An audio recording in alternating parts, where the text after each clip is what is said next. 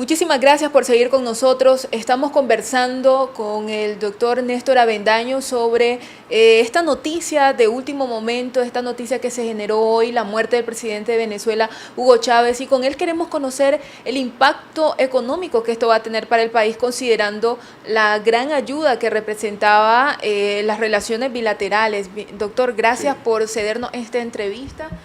¿Cuál cree usted que va a ser ese impacto? Aunque continúe el presidente Nicolás Maduro, ¿usted cree que va a seguir siendo esa ayuda tan grande como la que se ha visto en los últimos años a través del ALFA? Bueno, creo que por lo menos en el corto plazo se verá la asistencia financiera a Venezuela. Es un convenio petrolero que se renova actualmente, está funcionando. Y por supuesto, esta ayuda todavía, por lo menos se puede visualizarla en el año 2013 como una ayuda que estará alrededor de unos 600 millones de dólares, entre 500 y 600 millones de dólares. ¿Qué es lo que ¿Por qué digo esto? Sencillamente, aunque se lleven elecciones en Venezuela, después de la muerte, como manda la Constitución venezolana, esperaremos los resultados. Veo la oposición venezolana muy parecida a la nicaragüense, fragmentada, con conflictos entre los diversos grupos que forman la oposición al partido en el poder. Algo similar aquí en Nicaragua. Veo también, por otro lado, que la Nicaragua de por sí, con o sin Chávez, tenía que prepararse para un cambio en las reglas del juego, en el sentido de esta asistencia de más de 500 millones de dólares anuales que podrá mantenerse en el corto y mediano plazo. El Congreso venezolano está en manos del partido de Chávez y es la Asamblea venezolana la que aprueba este tipo de colaboración. No son los partidos opositores, que no forman mayoría en la Asamblea. Por otro lado está la voluntad política del ALBA, incluso ya se ha formalizado una moneda digital aquí, el Sucre, que potencia el comercio exterior entre todos los países miembros del ALBA. Son elementos por los cuales yo deduzco seguirá marchando este proyecto de convenio de asistencia petrolera a Nicaragua, aunque dentro de los próximos meses probablemente veamos unos cambios. ¿Y por qué ese cambio? ¿Y qué cambios? El cambio son los términos financieros de ese préstamo. Venezuela cruza muy severos problemas económicos. Cuando el presidente Chávez, que en paz descanse, vino a Nicaragua en 2007, al subir al poder el presidente Daniel Ortega, al día siguiente firmaron los convenios. Se llevó a la Asamblea Nacional de Nicaragua para que conociera este nuevo convenio petrolero. Y por supuesto, en ese entonces Nicaragua era un país pobre. Su PIB per cápita era menor de $1.000. Ahora, ¿cuánto es el PIB per cápita de Nicaragua hoy? Un poco más de $1.600. Tomando en cuenta la revisión de las cuentas nacionales que recientemente, en octubre pasado, estrenó el Banco Central. Por consiguiente, con o sin Chávez, yo ya veía venir un cambio en ciertas reglas de este juego. 23 años plazo, puede disminuir a 20, 18. Bueno, eso dependerá de los negociadores. 3 años de gracia, puede ser reducido a 2 o a 1. Tasa de interés del 2% anual, que es una tasa de interés excesivamente concesional de un país del sur, más desarrollado que el nuestro, a un pobre como Nicaragua, siempre del sur, cooperación sur-sur. Una tasa de interés que se parece a la del Banco Mundial o a la del FMI en sus préstamos concesionales a Nicaragua. Bueno, podría subir a 3 o a 4. Esto dependerá de un marco de negociación donde los venezolanos nos van a ver con el criterio que somos un país de ingreso medio bajo. Ya no somos aquel país pobre que miró el presidente Chávez en su primera visita a Nicaragua, allá el 10 de enero del año 2007. Con la desaparición física del presidente Chávez, yo creo que la asistencia técnica y la asistencia financiera de Venezuela para Nicaragua se mantendrá por estos proyectos geopolíticos que giran alrededor de la cooperación. Me refiero al grupo ALBA. Creo que la muerte del presidente Chávez no implica o no significa la desaparición del grupo del ALBA. Yo creo que habrá más comunión de fuerzas. Pero el liderazgo que representaba Chávez para esta iniciativa que él mismo impulsó no puede perjudicarse con su desaparición física. Podría modificarse inclusive. Por eso le digo que a lo mejor los herederos políticos de Chávez, que no necesariamente sea Maduro inclusive, porque según la Constitución de Venezuela, el presidente de la Asamblea venezolana es la que toma el poder de inmediato, no es el vicepresidente en funciones, y convoca a elecciones.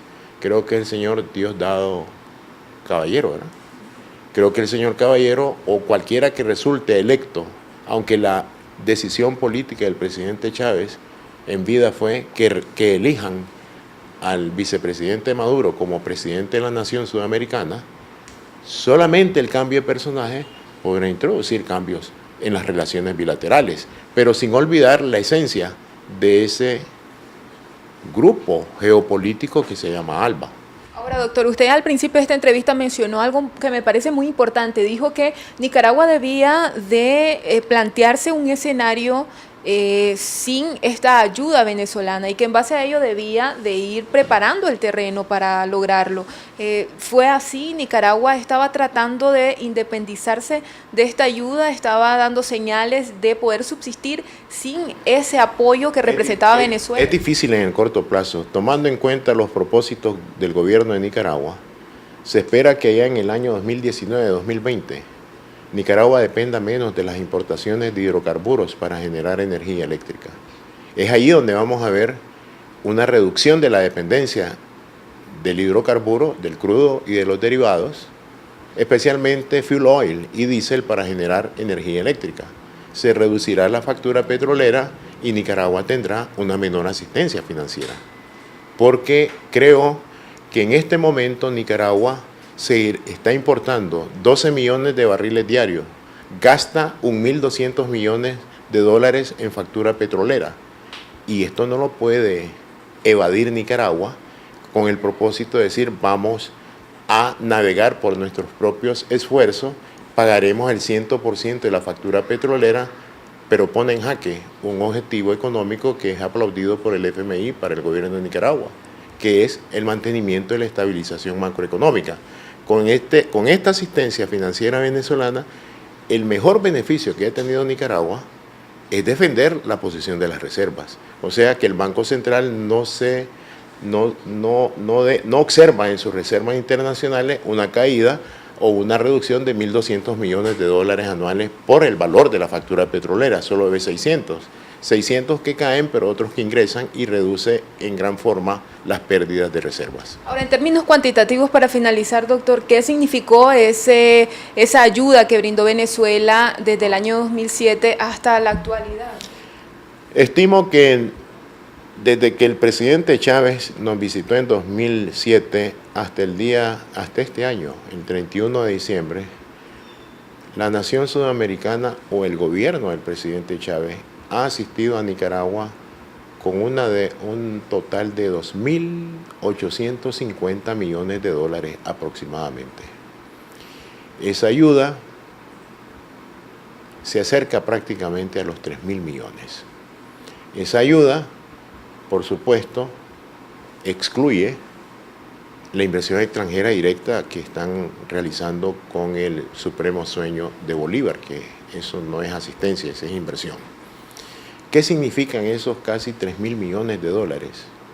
Casi el 60% de lo que Nicaragua debe al resto del mundo. Es una deuda muy importante, es una deuda muy, muy grande. ¿Cuándo la podremos pagar?